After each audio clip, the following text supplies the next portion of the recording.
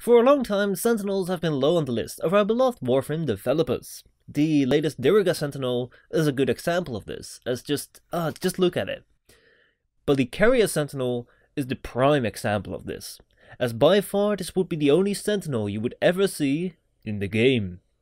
The other Sentinels just didn't matter at all, especially since they would force you to pick up every single item by yourself, whereas the Carrier would just suck everything up using vacuum. Now though, things have changed, and Carrier is no longer the only Sentinel that can use vacuum. In fact, every Sentinel can use vacuum at the moment, and they're pushing it even further. Now with the latest update, one would say that the once almighty Carrier has been taken off its throne and put into the scrapyard, because the one advantage it had, picking up the items for the player, has been taken away and given to all the other Sentinels. Each one of them who already had their own unique feature.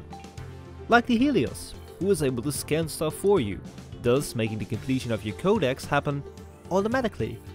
Or the Shade, which will turn you invisible without having to be a Loki. So you would say that it's over for the Carrier. But you'd better think again. Yes, in the past, choosing for any other companion than a Carrier would just be stupid. I mean, the Cubras were too expensive, little people had cathets, and even if you had any of them, or any of the Sentinels for that matter, they would just refuse to pick things up for you, making you having to walk over each and every single item on the floor. This meant of course that you'd be missing out on items, had to go back and spend precious time redoing an entire level to see if you hadn't missed something. This meant that everyone who had just a little bit of common sense would choose the Carrier, and if you didn't, you'd be a hopeless moron. So how drastically have things changed? As I said before, the Helios looks like a valid option, but it's useless if you scanned everything in the game already. And the Shade has some good functionality, was it not that it was as hopeless as any dignified chap in a game of Call of Duty. It just instantly dies, every single time, wherever you take it. It's clear that DE needs to up their game more, and believe it or not, but they have. This is it. Beneath the rather composed look of this weapon lays a revolution in the way we use our gear. Because for the very first time ever, someone has gone and said, we have so many items in the game, what if we link two of them together? The results are stunning. If you use this weapon with the Jin Sentinel, as you can see now, it has two major advantages. First of all, you look good, and secondly, both your Sentinel as well as your melee weapon will receive an elemental boost. Now the looks may only matter to you if you're short and Irish, but it shows a synergy we haven't seen before yet. The figures aren't bad either. The elemental boost is a corrosive one, which means it's not bad, especially not when the melee weapon itself holds a high status chance to inflict that damage. But let's not get carried away too quickly, because under this fabulous skin of the weapon still resides a machete.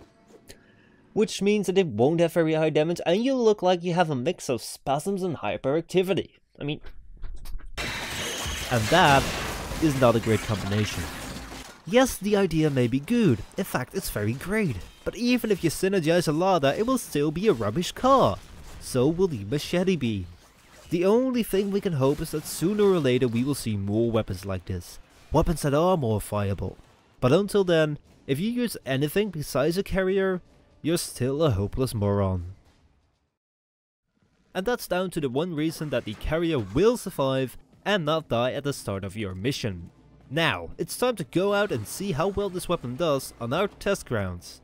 And for that, we've made our mysterious gentleman take on a Jin, which was a bit of a problem as he had never seen one before and thought it was an enemy.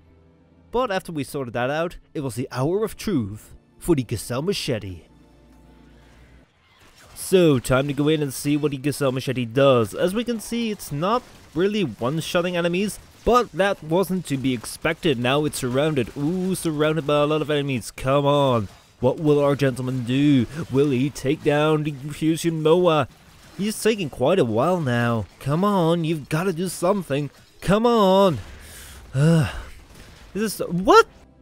This is a first, people. This is a first where we have seen our tester go down in action. Actually, he was a bit shocked that this happened, but he said that this is just all the way down to this weapon not being so fantastic. Now I should stress that the enemy level isn't that high. In fact, it's only enemy level 10. The Gazal Machete is ranked 30. The Gazal Machete does not have any mods as conformed to the things we test. There will be no mods, there will be no enemies higher than level 10. It will all be the same circumstances for each weapon. Still, he did manage to set a lap time, and as we can see right now on the board, we have the broken wall all the way up top with 37.49 seconds, and the Helioker down at the bottom at 57.47. Now, it doesn't take long to guess that the Gazal Machete will not beat the broken wall. As we can see right now, the Gazal Machete did it in 1 minute and 1.29 seconds. Now that may seem bad, but we haven't tested the real machetes yet, which is both the Machete and the Machete Wraith, so maybe it will be better than those two. But that will have to wait for a future review.